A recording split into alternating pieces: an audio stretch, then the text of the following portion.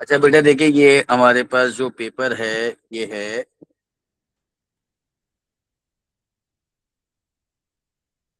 मई जून 25 का। ठीक है, ये क्वेश्चन पेपर है, ये इसका इंसर्ट आ गया। ठीक है, तो पहले केस रीड करते हैं और उसके बाद फिर हम इसको सॉल्व करते हैं। ठीक है जी, आंसर्स देखते हैं, पहले इसको हम केस को रीड कर लेते हैं।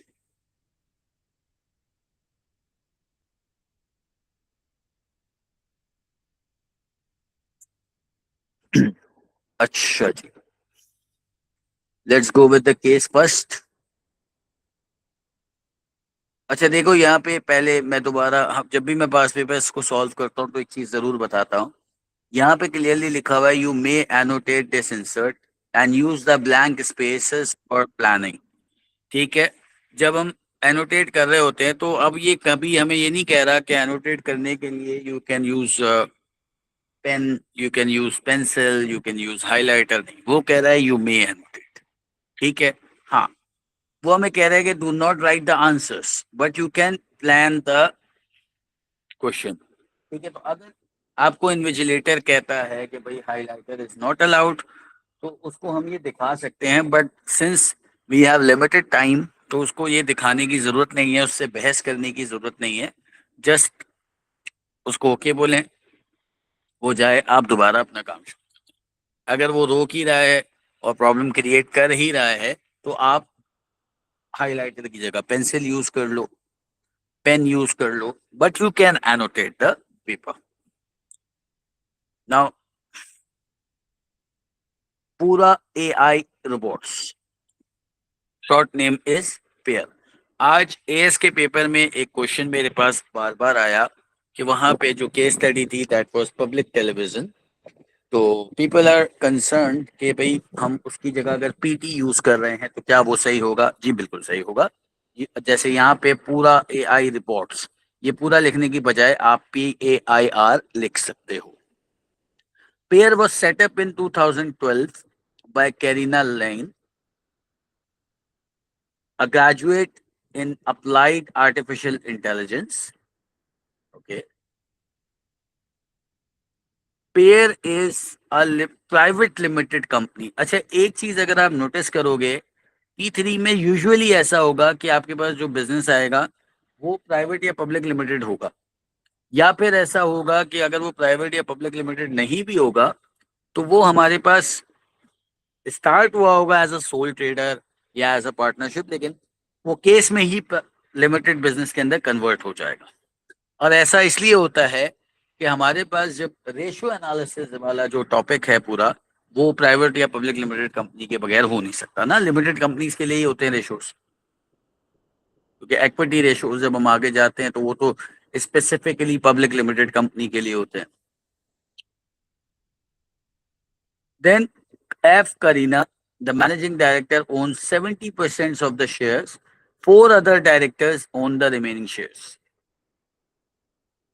Pear's mission statement is to transform the business use of robots.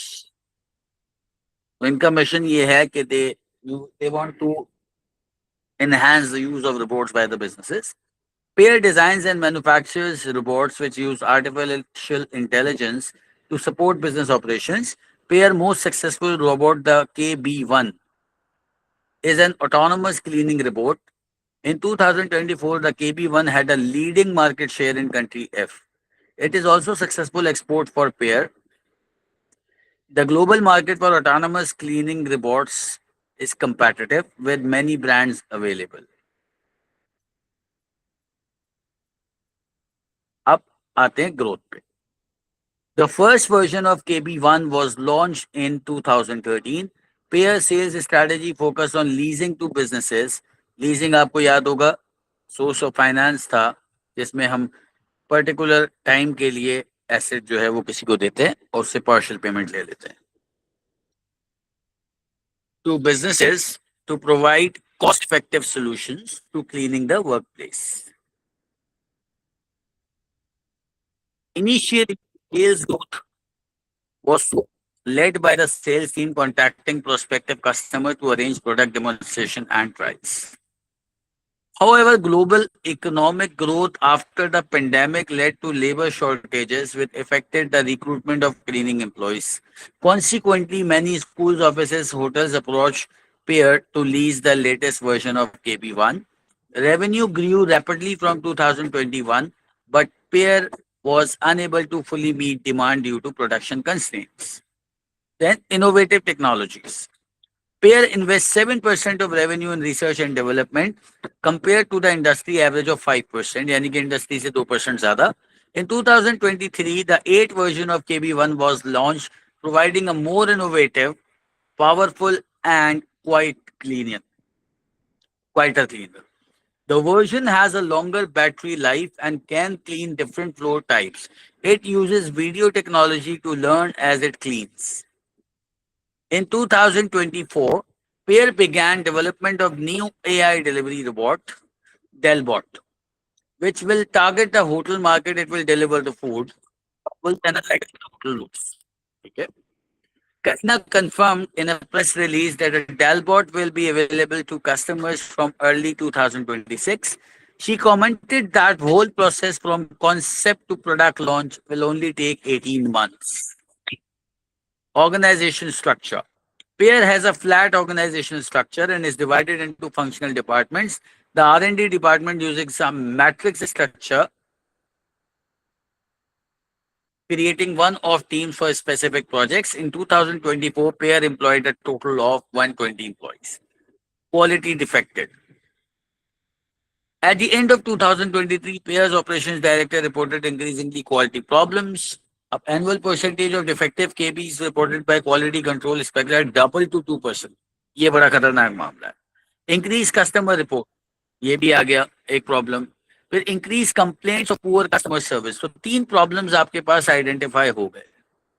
In June 24, Pear began the process of replacing quality control with quality assurance. याद होना चाहिए क्वालिटी कंट्रोल में हम अपना प्रोडक्ट एंड में चेक करते हैं कंप्लीट होने के बाद, जबकि क्वालिटी अश्योरेंस में हम अपना product during the production her stage के ऊपर चेक कर रहे होते हैं. इसके बाद इन्होंने इसमें ट्रेनिंग ऑफ एम्प्लॉइज इंक्लूड किया. प्रोडक्शन एम्प्लॉइज में responsible for qualities and target for technician to fix any faults reported by customer within 24 hours. Complaint. उसके बाद एक टेबल दिया हुआ है जिसमें हमें एम्प्लॉय डेटा दिया हुआ है. प्रोडक्शन एम्प्लॉइज 2024 और 23 में 10 लोग बढ़ गए. केबी का आउटपुट भी जो है वो 20,000 से बढ़ गया. Output failing to meet quality standard ये भी 1.1% से बढ़ गया. और number of production employees leaving, ये आपका लेबर टर्नओवर कम हो गया. राइट. फिर देखो इन्होंने एक चीज की हुई है. टेक्निकली यहाँ पे 2023 होना चाहिए था, लेकिन उन्होंने कंफ्यूज करने के लिए आपको इस तरह से दिया है. Karina is concerned whether the decision to introduce quality assurance has been beneficial or not. Increased dividends. Karina plans to expand the product portfolio, यानी कि multiple products वो अपनी उसमें लेकर आना चाह रहे हैं, and enter the new international markets. Market development हो रही है. Pear's growth has been financed from retained profit and long-term borrowing. Sources of finance बता दिए हमें. Karina is now considering whether to change Pear to a public limited company. और ये नीचे financial ratios दे दिए हमें. रेवेन्यूज 30 से बढ़ गए. ऑपरेटिंग प्रॉफिट बहुत सिग्निफिकेंटली बढ़ा है. इंटरेस्ट एंड टैक्स भी सिग्निफिकेंट बढ़ा है. Dividends paid are same. Gearing 5% से इंक्रीज हुई है. करंट रेशियो जो है वो 0.96 से 0.8:1 चला गया, यानी कि थोड़ा सा लिक्विडिटी प्रॉब्लम नजर आ रहा है. The other four shareholders are dissatisfied with the dividend payments and are pressuring Karina to increase dividends. Contingency planning. In February 25, a battery in one of the latest KB1 robots overheated, causing a fire at a school where it. ठीक है जी, school में आग लग गई जहाँ पे ये थे. Operations director investigated and found that there was a fault in the battery supplied to Pear. Following the investigation, Pear issued a press release in April identifying the battery supplier as being responsible. सारा blame इन्होंने battery supplier डाल दिया. That is concerned about Pear's lack of contingency planning. She has finally persuaded Karina to call an emergency board meeting to consider the benefits of contingency plan. This is the case. ठीक है, देखो एक चीज आपने notice की, मैं case के दौरान अपने ये करता रहा कि जो टॉपिक्स मुझे मिलते गए मैं उनको ब्रेन स्टॉर्म करता रहा कि जी क्वालिटी एश्योरेंस ये होता है। अच्छा जी, हमने नीचे बात की तो प्राइवेट पब्लिक लिमिटेड की, तो वो उसके ऊपर हमने देख लिया। तो यहाँ पे 7% है तो हमने देख लिया कि यार ये 2% एवरेज ज्यादा है इंडस्ट्री से। ठीक है, तो इस तरह से हम जब ब्रेनस्टॉर्म करते हैं तो हमारा माइंड ऑलरेडी जो है ना वो प्रिपेयर हो जाता है for the upcoming question. Right, now going to the questions. Case पढ़ लिया हमने, अब हम आते हैं क्वेश्चंस की तरफ। तो सबसे पहला क्वेश्चन जो हम लेके यहाँ पर वो है आपके पास 8 मार्क्स के लिए, analyse two benefits to pair of contingency planning. कहां से आया ये देखें, हम दोबारा केस पे जाते हैं। लास्ट पैराग्राफ में से उन्होंने पहला क्वेश्चन दे दिया। राइट, लास्ट पैराग्राफ में से पहला क्वेश्चन दे दिया, और इनफैक्ट लास्ट लाइन से पहला पैराग्राफ दिया है, पहला क्वेश्चन दिया है। She has finally persuaded Karina to call an emergency board meeting to consider the benefits of contingency planning. अब यहाँ पे एक बात को बेटा समझ लो कि देखो केस में से आंसर नहीं है ये वाला, केस में कुछ नहीं दिया हुआ इसके बारे में, लेकिन फिर भी हमें इसको केस से सिर्फ इसकी एप्लीकेशन उठानी है और आपको कंटिजेंसी प्लानिंग के जो बेनिफिट्स हैं वो याद होने चाहिए। अब मुझे बताएं, कोई रिकॉल कर सकता है कंटिजेंसी प्लानिंग का क्या बेनिफिट होता है?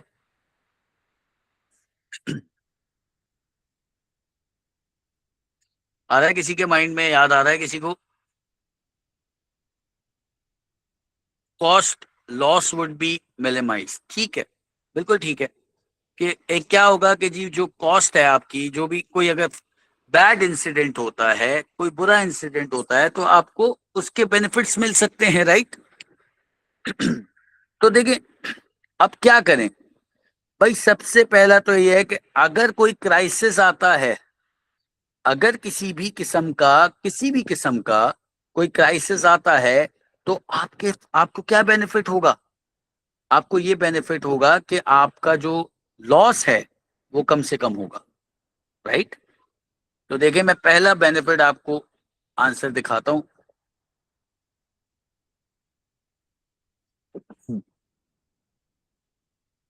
One benefit of contingency planning for peer is that it could reduce disruption to operations if crisis occur. Peer recently faced a serious issue when a faulty battery caused, नहीं बेटा direct benefit से 8 marks वाला है, कोई definition नहीं चाहिए, direct benefit से बात करें। Recently faced a serious issue when a faulty battery caused a fire in school। देखो एप्लीकेशन दे दी। अगर कंटिजेंसी प्लानिंग होती तो लॉस कम होता। राइट। और पेयर जो है इस मसले पे ज्यादा क्विकली जो है वो कर सकता था ना रिएक्ट। और देखो नीचे एक और एनालिसिस दिया हुआ है, since Pear already struggles with production concern, reducing disruption is very important to maintain sales and customer confidence. ठीक है, क्लियर हुआ पहला पॉइंट। अब दूसरे पॉइंट पे हमें एक और पॉइंट देना है, हमने एक और बेनिफिट बताना है ना, एक बेनिफिट से तो काम होना नहीं है, हमें तो दो बेनिफिट देने हैं। तो दूसरा बेनिफिट हम क्या लिख सकते हैं यहाँ पे? आ रहा है कुछ जहन में? बताइए मुझे दूसरा बेनिफिट कोई किसी के माइंड में आ रहा है? एक तो आपने लिख दिया कि अगर कोई प्रॉब्लम होती है तो उसमें नुकसान जो होगा वो मिनिमल होगा। रेपुटेशन, रेपुटेशन बिल्कुल सही है भाई। कस्टमर ट्रस्ट, रेपुटेशन, क्योंकि कस्टमर जो है वो रिलैक्स रहेगा कि हाँ यार ये लोग जो है ना वो प्रॉब्लम्स में जो है साथ खड़े हुए हैं, ऐसा नहीं है कि जी छोड़ के भाग गया, नहीं, ये हमारे साथ खड़े हुए हैं। तो अब इसको कैसे लिखेंगे जरा देखते हैं, चलें। इत्तेफाक यही पॉइंट लिखा हुआ है मैंने। Another benefit is that contingency planning could protect peers' reputation and customer trust. Pair operates in a competitive global market for autonomous cleaning robots. आ गई application. So negative publicity from safety problems could damage its brand image, right. और ये बहुत important है क्योंकि वो एक नए रोबोट के साथ मार्केट में एंटर होने वाला है, एक्सपेंड करने वाला है, उसके लिए भी ये इनके लिए बेहतर चीज होगी। ठीक है बेटा, क्लियर। बढ़े अगले क्वेश्चन पे। Analyse two benefits to pair of its organisation structure. कौन सा स्ट्रक्चर था? फ्लैट स्ट्रक्चर था, फ्लैट स्ट्रक्चर था इनके पास, राइट। तो जी डायरेक्ट अगेन भी बात नहीं करेंगे, स्ट्रक्चर क्या होता है, फ्लैट स्ट्रक्चर क्या होता है, ऐसी कोई चीज आपको समझाने की जरूरत नहीं है। डायरेक्ट बात करेंगे, डायरेक्ट बात करेंगे। क्या बात करेंगे जी? डायरेक्ट, डायरेक्ट हम बात करेंगे बेनिफिट की। तो क्या बेनिफिट है फ्लैट स्ट्रक्चर का? सीधी सीधी बात करें, डायरेक्ट बात करें, तो पहला बेनिफिट हमारे पास जो आएगा that will be communication faster होगी, क्योंकि फ्लैट स्ट्रक्चर है, right. Fewer levels of hierarchy होंगे, फ्लैट स्ट्रक्चर है, तो चेन ऑफ कमांड शॉर्ट होगी, जिसकी वजह से क्विक रिस्पॉन्सेस मिल सकते हैं, राइट। फिर अगर हम बात करते हैं अनदर बेनिफिट की, तो दूसरा बेनिफिट आपके पास ये है कि वहां पे आपको बताया हुआ था केस में कि जो इनका R&D डिपार्टमेंट है, जो इनका रिसर्च एंड डेवलपमेंट का डिपार्टमेंट है, वो यूज करता है मैट्रिक्स स्ट्रक्चर, ठीक। तो उसका बेनिफिट लेंगे। उसका बेनिफिट क्या है?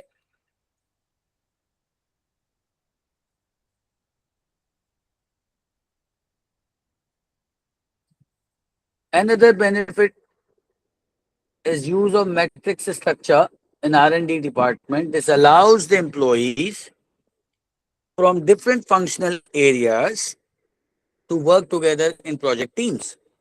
तो डिफरेंट लोग मिलके जब काम करेंगे तो इनोवेटिव प्रोडक्ट्स बनाने में आसानी होगी, न्यू आइडियाज आएंगे, सही है। और वैसे भी R&D में ये बहुत ज्यादा हैविली इन्वेस्ट करते हैं, तो वो इनके लिए जरूरी हो जाएगा, राइट। क्लियर है बेटा?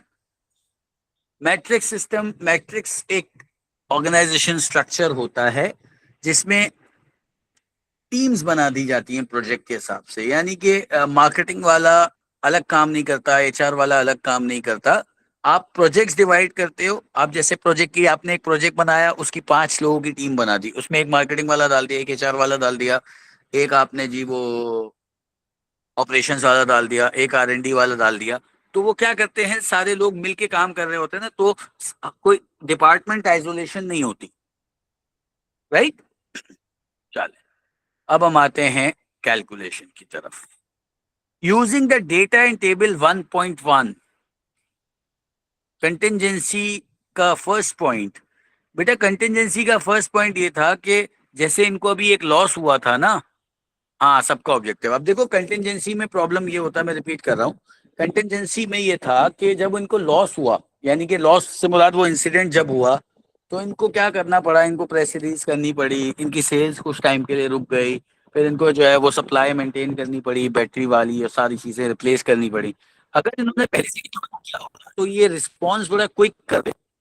अभी क्या हुआ, इनको आइडेंटिफाई करना पड़ा कि एक्चुअली ये प्रॉब्लम हुई किस वजह से थी, राइट। तो कंटिजेंसी प्लानिंग इसलिए बेहतर थी कि अगर इन्होंने की भी होती, तो इनके लिए आइडेंटिफाई करना, पहले से इनको पता होता, हाँ ये प्रॉब्लम हुआ है, ये सोल्यूशन होगा इसका। बेटा इसमें नहीं है, 1 और 2 में नहीं आती डेफिनेशन, क्योंकि यहाँ पे 8 मार्कर है, ठीक है। अच्छा जी, अब आ जाएं, उसका भी बताते हैं डेफिनेशन का भी। Using the data in table 1.1 calculate the labour productivity. बहुत ही आसान कैलकुलेशन है लेबर प्रोडक्टिविटी, आपको पता है। आउटपुट को आप नंबर ऑफ लेबर से डिवाइड करते हो, उसमें बहुत सिंपल होता है। लेबर टर्नओवर इनके पास कितना था,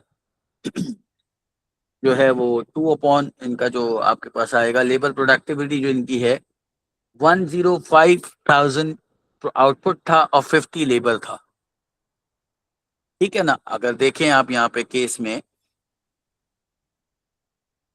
ये देखिए, ये इनका 2024 का आउटपुट है और ये इनके प्रोडक्शन एम्प्लॉइज हैं।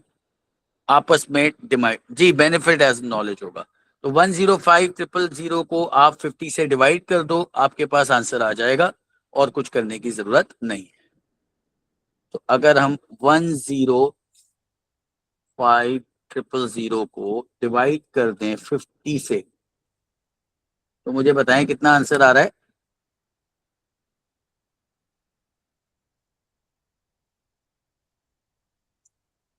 आई थिंक 21 कुछ आएगा। कितना आंसर आ रहा है बेटा इसका? 2100। यस, 2100। 2100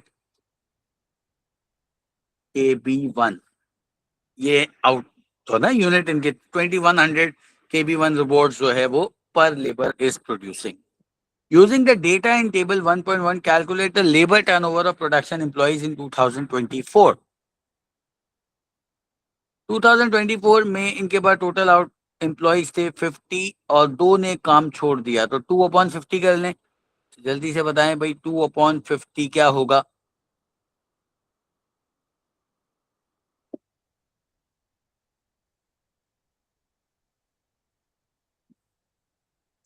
2/50 इंटू 100 लेबर टर्नओवर का फॉर्मूला, तो जी आएगा 2/50 मल्टीप्लाई बाय 100। कितना आ रहा है? Is it 4%? जी, फोर। अच्छा, इस 4 के साथ बेटा परसेंटेज जरूर लगा, ठीक है ना, ये जरूर लगा। फॉर्मूला पता है ना, labour turnover people left divided by total number of labour multiply by 100। Evaluate whether the decision to introduce quality assurance is likely beneficial for payer। Case में लिखा हुआ था ना, देखें यहां पे लिखा हुआ है केस में, Karina is concerned whether the decision to introduce quality assurance has been beneficial for payer। ये चीज है, improve training, products, all production employees made responsible for quality and target for technician to fix any faults reported by customer within 24 hours। क्या करें जी? यहाँ पे हमें एक अच्छा लंबा चौड़ा आंसर लिखना है 12 मार्क्स के लिए, ठीक है ना। प्रॉपरली उसको हमने फ्रेम करना है और फिर उस आंसर को लिखना। ठीक है जी, तो आपको अभी दिखाते हैं आंसर।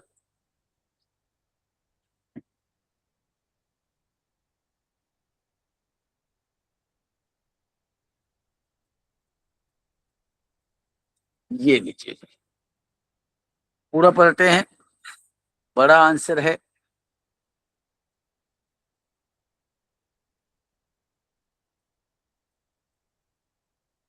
सॉरी,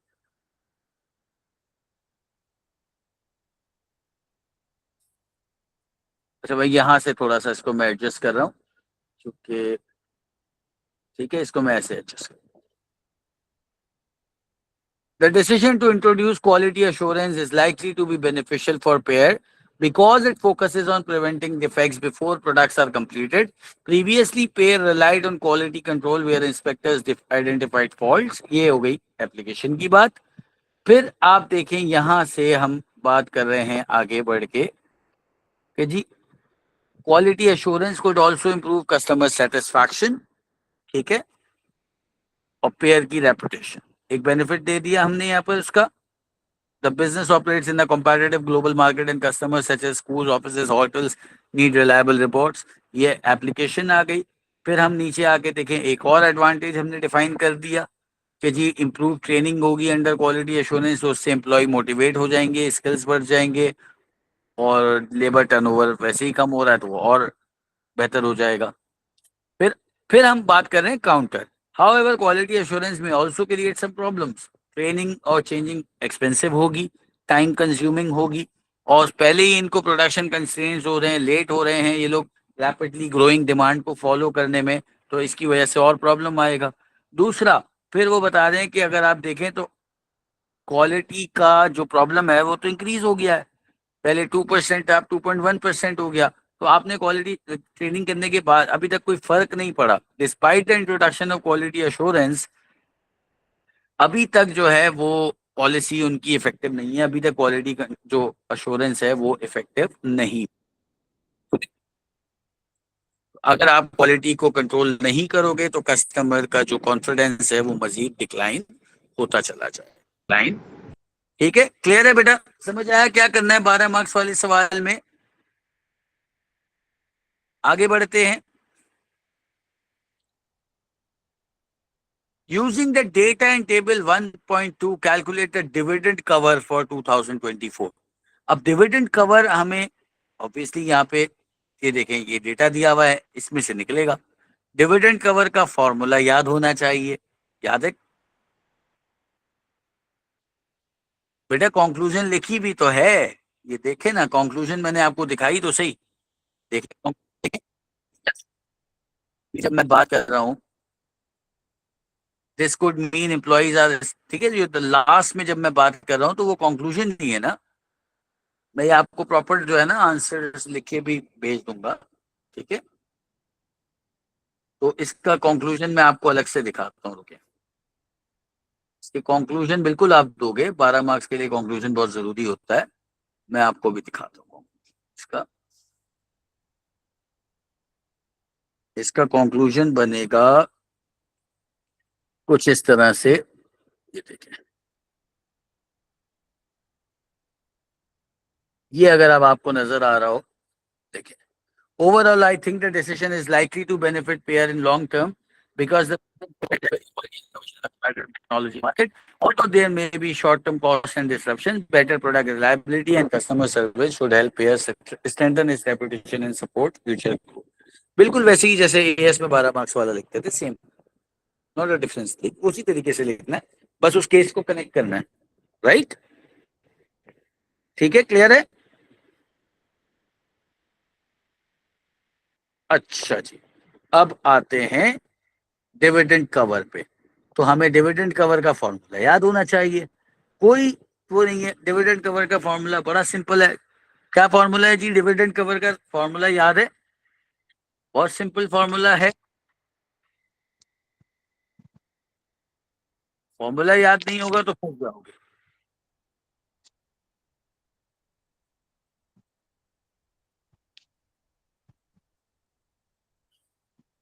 देखिए, डिविडेंड कवर का फॉर्मूला जो है,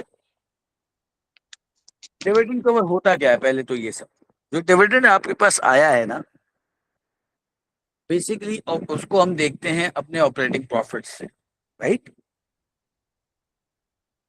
डिविडेंड कवर को हम देखते हैं ऑपरेटिंग प्रॉफिट से। उसका मतलब क्या होता है, पहले आप डिविडेंड कवर का मतलब समझ लो, क्योंकि ये इसमें आई एम श्योर कि आप लोगों को प्रॉब्लम होगी।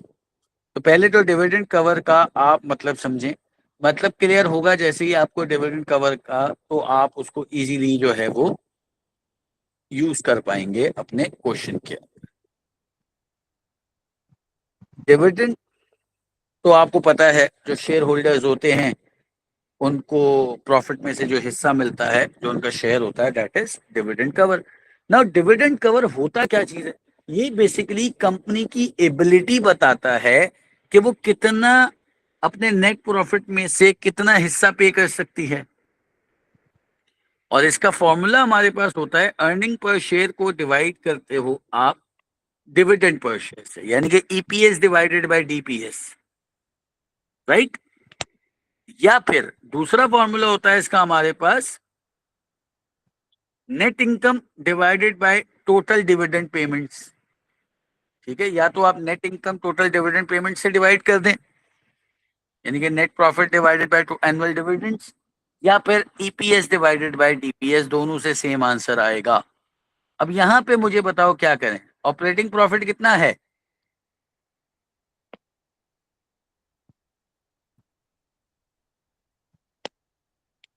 जी भाई, ऑपरेटिंग प्रॉफिट कितना है? 10.4। मैंने कहा नेट प्रॉफिट होता है बेटा, डिविडेंड हमेशा नेट प्रॉफिट में से पे होता है। डिविडेंड पे करने से पहले ना इंटरेस्ट और टैक्स भी पे किया जाएगा। डिविडेंड पे करने से पहले तो आपको इंटरेस्ट और वो भी पे करना ही है ना, उसका क्या करें? 4, 6.4 आपके पास इंटरेस्ट और टैक्स है, तो 10.4 आपने क्या किया, उसमें से आपने अपने ऑपरेटिंग प्रॉफिट में से माइनस कर दिया उसको। ठीक है, यही किया आपने। ठीक है, तो basically 4 divided by 0.56, 4 divided by 0.56, very good. 4 divided by 0.56, answer बताएं क्या आएगा इसका?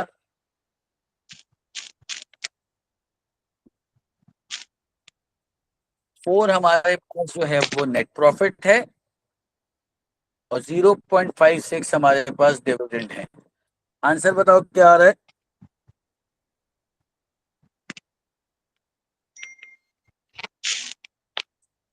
आंसर क्या आ रहा है? 7.14, बिल्कुल सही है। ये आपके पास आ गया डिविडेंड कवर। ठीक है,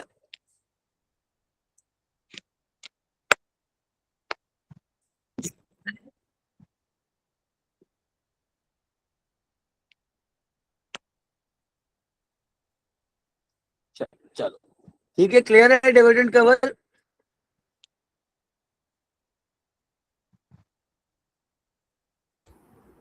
सर जी एक्सक्यूज मी जी सर। बोले। सर ज़रा डिविडेंड का क्या समझ नहीं आया, किस वैल्यू पे निकाला आपने, तो काइंडली समझा बेटा देंगे। Net profit divided bye dividends. क्या आप अपने नेट प्रॉफिट में से कितना डिविडेंड दे रहे हो? बेसिकली जो आपने डिविडेंड दिया है वो आपके नेट प्रॉफिट का कितना टाइम्स है? यानी कि आपका जो नेट, आपका आपने जो डिविडेंड दिया है 0.56 का, अगर आप यहाँ पे देखें मेंशन अपने पास, ये देखें, आपने डिविडेंड दिया है 0.56, और आपके पास जो नेट प्रॉफिट था वो था 4, यानी कि 10.4 आपको ऑपरेटिंग प्रॉफिट था, इसमें से इंटरेस्ट एंड टैक्स माइनस करा, तो सिर्फ 4 आपके पास नेट प्रॉफिट बचा। और 0.56 जो है वो 4 में 7.14 टाइम्स आ रहा है, यानी कि जो आपके पास नेट प्रॉफिट था और अभी जो आप डिविडेंड पे कर रहे हो ना, आप 7 टाइम्स ये वाला डिविडेंड पे कर सकते हो। 0.56 into divided by 7, sorry 0.56 multiply by 7 is 4 ना।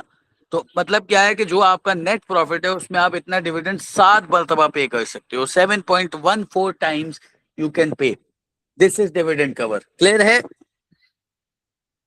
सर मेरे पास फॉर्मूला डिविडेंड कवर का मतलब लिखा हुआ है कि earning per share upon dividend per share. हाँ ये सही है फॉर्मूला? बिल्कुल सही है। सर लेकिन आप कह रहे हैं ना मैंने ऑपरेटिंग कुछ लिया तो समझ नहीं है मेरे पास, क्योंकि मेरे पास कुछ और लिखा हुआ था, इसलिए थोड़ा कंफ्यूज हो गया देख के। अगर आपने सुना नहीं, आपने ना मिस कर दिया, या तो आपने या सुना नहीं। मैंने कहा कि डीपीएस ईपीएस फॉर्मूला हो, ईपीएस और डीपीएस फॉर्मूला होता है, लेकिन यहाँ पे मसला ये है कि मुझे नंबर ऑफ शेयर्स नहीं दिए हुए।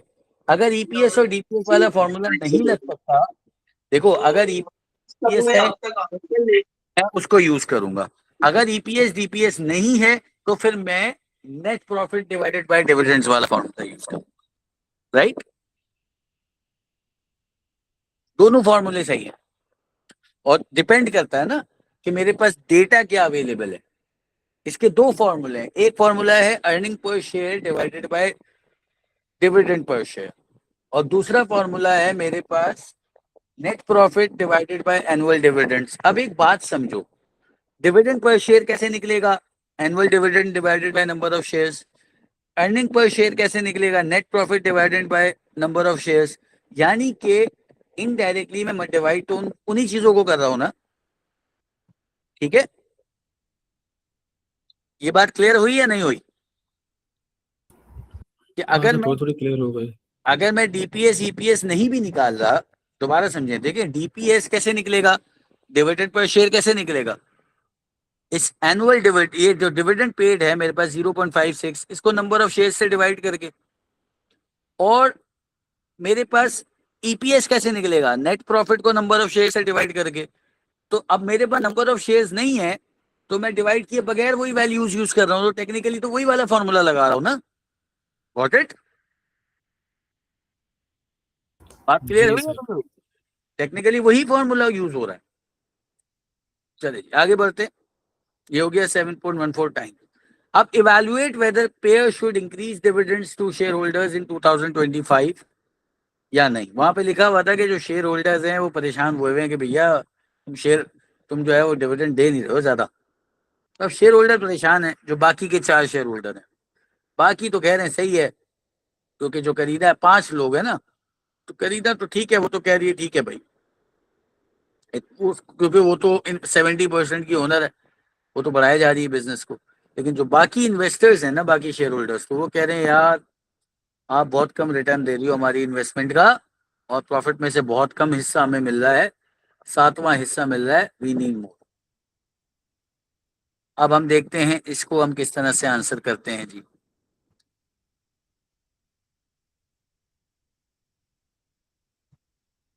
ये हो गई एक बात, एक साइड की बात, पेयर को इंक्रीज डिविडेंड्स इन 2025। ठीक है, एक तो ये कि बिजनेस को अच्छी फाइनेंशियल ग्रोथ मिल रही है, हायर डिविडेंड जो है वो इन्वेस्टमेंट को इनकरेज करता है। कल को ये पब्लिक लिमिटेड कंपनी में जाने की बात कर रहे हैं, तो ऑब्वियसली पोटेंशियल जो इन्वेस्टर्स होंगे वो ये देखेंगे कि इन्होंने प्रीवियस ईयर्स में कैसा डिविडेंड दिया है।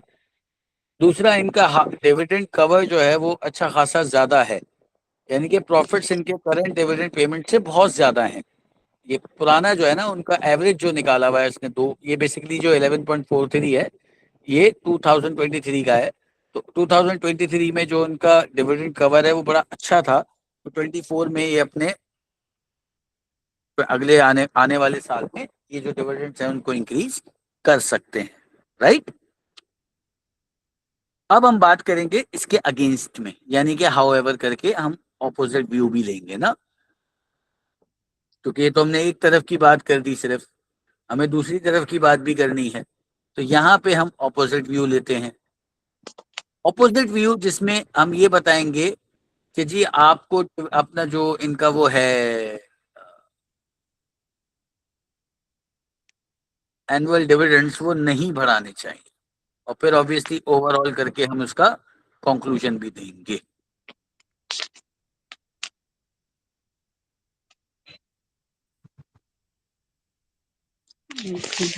आपके पास आ जाएगा बेटा, ये देखें।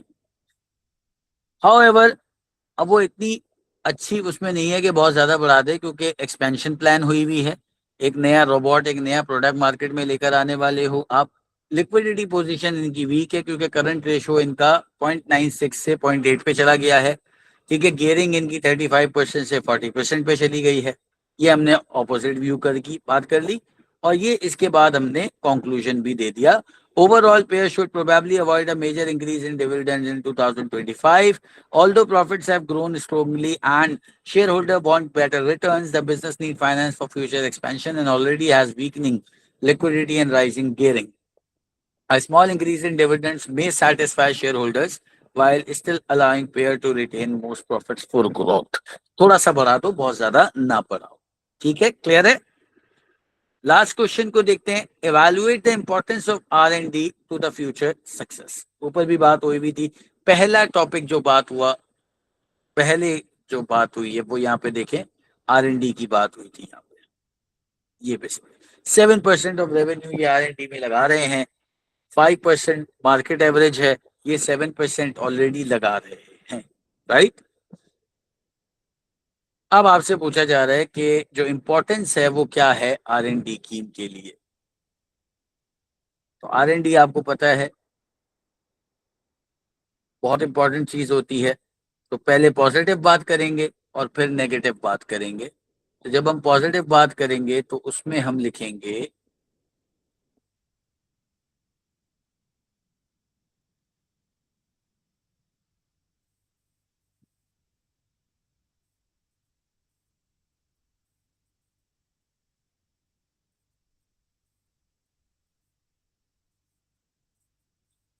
ठीक है जी, R&D is likely to be very important. इनके लिए बड़ी इंपॉर्टेंट है R&D, जाहिर सी बात है, क्योंकि टेक बिजनेस है और हाईली कॉम्पिटेटिव मार्केट है, बहुत सारे ब्रांड इसमें हैं, तो इनको इनोवेट करने रहना चाहिए। ऑलरेडी ये लोग 7% करते हैं, मार्केट 5% की है। क्यों इंपॉर्टेंट है भाई? 8 वर्जन बना चुके हैं ये, ठीक है, और इनकी जो हाई, आपको पता है हाई क्वालिटी प्रोडक्ट जो है वो हाई प्राइसेस को जस्टिफाई करते हैं। दूसरा, इनके लिए इसलिए भी अच्छा है कि ये डाइवर्सिफिकेशन और फ्यूचर ग्रोथ को सपोर्ट करते हैं। एक नया प्रोडक्ट बना रहे हैं तो नए प्रोडक्ट के लिए भी R&D बहुत इंपॉर्टेंट है। दूसरा, तीसरा सॉरी, R&D जो है वो बिजनेस के इमेज के लिए और रेपुटेशन के लिए भी बहुत अच्छा है। अब हम बात करेंगे कि R&D क्यों अच्छी नहीं है और क्यों R&D बहुत इंपॉर्टेंट नहीं है, क्यों इनको R&D पे ज्यादा पैसा नहीं लगाना चाहिए।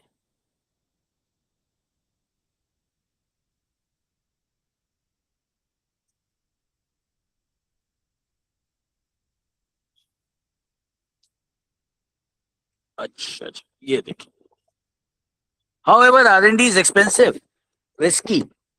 पहले ही फाइनेंशियल मसले चल रहे हैं, कैश फ्लोज कम हैं, आपके पास लिक्विडिटी के इश्यूज हैं, आपके पास गियरिंग के मसले हैं, तो R&D में और पैसा लग जाएगा।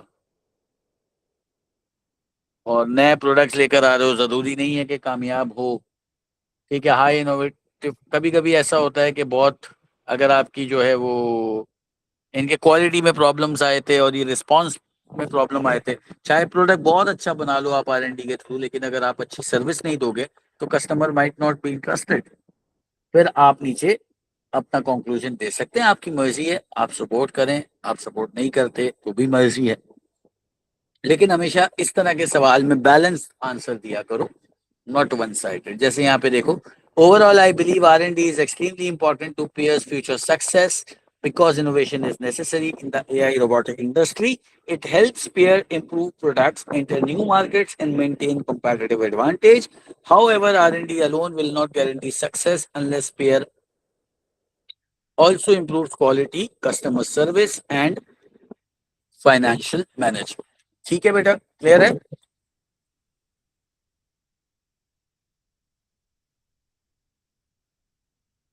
मुझे बताएं कोई कंफ्यूजन पांचों क्वेश्चंस में? आसान पेपर था, सिंपल पेपर था ये। तो अगर आपका भी ऐसा ही पेपर, और कैलकुलेशन खास तौर पे बहुत इजी थी, बहुत ही इजी कैलकुलेशंस थी इसकी। यूजुअली मुश्किल आ जाती हैं कभी कभी। ठीक है, बहुत सिंपल, बहुत आसान कैलकुलेशंस थी वैसे। अक्सर you can expect for difficult ones. ठीक है, देखो केस को तरीके से पढ़ोगे ना तो आपका P3 बड़े मजे से सॉल्व हो जाएगा। P3 को सॉल्व करना कोई मुश्किल चीज नहीं है। हर चीज या तो कॉन्सेप्चुअल होगी, जैसे कंटिजेंसी प्लानिंग थी इसमें, क्या पर केस में लिखा हुआ। ठीक है, कंटिजेंसी प्लानिंग भी देखो इनडायरेक्टली केस में था ना, कि भाई वो उन्होंने, वो बैटरी वाला मसला हुआ, उसको रिस्पॉन्ड नहीं कर सके। तो जस्ट अपने एक बार कोर्स को रिव्यू करें, केस को आप कोर्स को 2 से 3 मरतबा रिव्यू करके जाना पेपर के लिए, पेपर से पहले। ठीक है ना? अच्छा सर, जी बेटा बोले। आपसे थोड़ी सी सजेशन चाहिए थी, like hmm. If you don't mind. तो सर बेसिकली प्रॉब्लम ये हमारा बैक टू बैक पेपर है, आपको पता है, अंदाजा होगा सर आपको अकाउंट्स का। हम्म। अकाउंट में बहुत बुरा हाल है सर, अब मुझे समझ नहीं आ रहा सर मैं कैसे मैनेज आउट करूँ, बहुत परेशान हो बेटा गया हूँ मेरी बात अकाउंट्स सुने, तो। मेरी बात सुने। ये मसला, पहली बात तो ये, कि थोड़ा सा हार्श जवाब दूंगा, ये हम्म, मसला आपके साथ नहीं है, बहुत सारे लोगों के साथ है। जो जो अकाउंट्स दे रहा है उसके साथ है। सही, ये सब नहीं दे रहे, मगर जो जो दे रहा है उसके साथ है। लेकिन एक बात बताऊं, अभी आपके पास ये जो पेपर है ना, ये 2.25 घंटे का है ना, 1 hour 45 minutes। जी जी जी जी। आपको पता है 2023 से पहले 3 घंटे का पेपर होता था A2 का। मुझे एक दफा याद है, मुझे एग्जैक्टली ईयर याद नहीं है, बट मेरे अपने स्टूडेंट्स थे, आपको पता है मैं इकोनॉमिक्स भी पढ़ाता हूँ, तो आपको पता है एक दफा ऐसा हुआ कि मैथ्स का पेपर, ए लेवल्स मैथ्स की बात कर रहा हूँ मैं, A2 मैथ्स की, अब कौन से कंपोनेंट था वो मुझे याद नहीं है, A2 मैथ्स का paper, the very next day A2 business and A2 economics एक ही दिन। इकोनॉमिक्स A2 3 घंटे, बिजनेस A2 3 घंटे, और एक दिन पहले मैथ्स का पेपर था। तो जरा 2 मिनट के लिए ये सोच लो कि बिजनेस और अकाउंटिंग कंबाइनली मुश्किल है, या मैथ्स इकोनॉमिक्स और बिजनेस मुश्किल हुआ होगा। उस वक्त भी लोगों ने दिया, और अच्छा, ये अल्हम्दुलिल्लाह जो मैं आपको जिस साल की बात बता रहा हूँ, ये है 2000, कोविड वाला साल था ये, 2020। यस। अच्छा सर, मुझे आपसे कोई थोड़ा सा सजेशन नहीं चाहिए था, वो कि आप मतलब व्हाट मेरी डू यू बात सुनो, रिकमेंड? मेरी बात सुनो, मेरी ओके, पहले सॉरी। बात सुनो। उस साल मेरे एक स्टूडेंट की डिस्टिंक्शन आई, और उन भाई साहब ने जो है ना, अकाउंट्स, मैथ्स और इकोनॉमिक्स तीनों दिए थे, और उसके बाद इसके अलावा उर्दू और जो है वो एक और सब्जेक्ट भी था, 5 सब्जेक्ट दिए थे उसने, वो डिस्टिंक्शन लेकर आए। तो चलो वो एक एक्स्ट्रा ऑर्डिनरी था, लेकिन there was a lot of students जिनका यू आया, there was a lot of students जिनका ए स्टार आया, देर वर लॉट ऑफ स्टूडेंट्स जिनका ए आया। तो इट डिपेंड्स बेटा, आपको मैनेज करना पड़ता है, लाइफ में इस तरह की बहुत सारी चीजें आ जाती हैं, और बाकी एक्टिविटीज को छोड़ो, मैनेज करना पड़ेगा। इसमें कोई कोई आपको कोई सजेशन नहीं दे सकता, कोई आपको जो है ना वो कोई नहीं बेटा। देखो, मोटिवेशन या मोटिवेट करने का हरगिज ये मतलब नहीं है कि मैं आपको सब जाग दिखाऊं, मैं आपको गलत मोटिवेट करूं। I am here to tell you the reality. देखो, आपको मैनेज खुद करना है, आपके लिए सबसे बड़ी मोटिवेशन आप खुद हो। अगर आप खुद अपने आप को मोटिवेट नहीं कर सकते, तो दुनिया की कोई ताकत आपको मोटिवेट नहीं कर सकती। ठीक है, अपने आप को एक चीज क्लियरली बोलो कि भाई मैंने ये करना है। अब कैसे, अब रो के भी करना है, सर खराब करके, दिमाग खराब करके भी करना है, और जी विलिंगली भी करना है, खुश रह के भी करना है। खुश रह के कर लो, खुश रह के करोगे तो अच्छे से करोगे, अच्छा रिजल्ट लाओगे, अच्छे से करोगे सारी चीजें। मैनेज तो करना पड़ेगा ना, मैनेज तो करना ही है। अब कैसे करते हो, दैट इज योर केस। अब सजेशन अच्छा। बेटा, स्पेसिफिकली आप क्या लेना चाह रहे हो, मुझे बताओ। अच्छा सर, जैसे कि लाइक मैं 5 घंटे सो रहा हूँ दिन में पूरा, लेकिन सर प्रॉब्लम ये है कि मुझे जैसे ये पूछना था कि जैसे कि मेरा बिजनेस है 2 दिन बाद, तो सर मैं अकाउंटिंग अभी कुछ करूँ या मैं बिजनेस पे कन्वर्ट हो जाऊँ? बस ये नहीं पूछ नहीं, रहा था। दोनों दोनों को टाइम दें, दोनों को टाइम दें। सर कचरा तो नहीं हो जाएगा कि दोनों ही लेके गिर जाऊँ जमीन पर? नहीं भाई, नहीं होगा, फिर एंड में तुम बाद में बोल रहे यार अकाउंटिंग इसलिए खराब हुआ कि बिजनेस नहीं पढ़ा, बिजनेस इसलिए खराब हुआ कि अगले दिन अकाउंटिंग था। नहीं, दोनों को बराबर का टाइम दो, दोनों को टाइम दो, दोनों इंपॉर्टेंट है। टाइम को सर मैनेज वैसे करो, टाइम को डिवाइड करो कि जी, अगर मैंने 5 घंटे पढ़ना है, तो 5 घंटे में से 2 घंटे अकाउंट्स के, 3 घंटे बिजनेस के, या 3 घंटे अकाउंट्स के, 2 घंटे बिजनेस के, इस अच्छा तरह सर, से। मैं एक चीज नोटिस कर रहा हूँ, जैसे आजकल एग्जाम में काफी चिड़चिड़ा नहीं हो रहा है जैसे कि आपके हिसाब से? नहीं, ऐसा नहीं होता, ये आपको लगता है। क्योंकि सर 2025 के मैंने जब अक्टूबर नंबर के अपने लाइक अकाउंट्स के ऊपर देखे तो मुझे बड़ा हुआ कि यार मतलब क्या दे दिया है, अलग ही चीज थी कोई। अब नहीं उसके बेटा, अंदर ऐसा क्या कुछ हो गया भाई? ऐसा कुछ भी नहीं है। जब आपको नहीं आता तो आपको पेपर मुश्किल लगता है, जब आपको आ रहा होता है तो आपको पेपर आसान लगता है। नहीं ऐसा ठीक है कोई सर, नहीं थैंक यू होता, सर। कभी पेपर मुश्किल नहीं है। तो ये तो आपने, अगर वो टॉपिक आपको आता है तो आपके लिए आसान, दूसरों के लिए मुश्किल। वो टॉपिक आपको नहीं आता, दूसरे को आता है, दूसरों के लिए आसान, आपके लिए मुश्किल। ये तो डिपेंड करता है ना। सही देगा ठीक तो कोर्स है। में ही ना, कोर्स के बाहर से तो कुछ नहीं दिया होगा उसने। सर यही बस एक माइनस पॉइंट है कि थोड़ा सा लेट स्टार्ट हुआ स्टडी करना, तो बस फंस नहीं गया। नहीं नहीं, ऐसा कुछ भी नहीं होता बेटा। आप पढ़ें, कोई मुश्किल चीज नहीं है, कोई कोई रॉकेट साइंस नहीं है। थोड़ा सा अपने आप को फर्म रखो, अपने ऊपर यकीन रखो, सब कुछ अच्छा होगा। अपने ऊपर यकीन अगर लूज करोगे तो फिर गए। सबसे इंपॉर्टेंट चीज, सबसे ज्यादा मोटिवेशनल चीज ये है कि you should have believe in your self. खत्म, अपने ऊपर बिलीव रखो, सारी चीजें तुम्हारी हैं। जी सर, मेन, ठीक है सर। ठीक है जी। ठीक है sir, thank you so much sir. कुछ और क्लासेस होंगी भी आगे? बेटा कल एक क्लास होगी, 8 की इंशाल्लाह। सर टाइमिंग क्या होंगे? मैं कल ग्रुप पे अपडेट करूँ। ठीक है sir, thank you so much, thank you so much sir for motivation and your help, thank you, अल्लाह हाफिज़।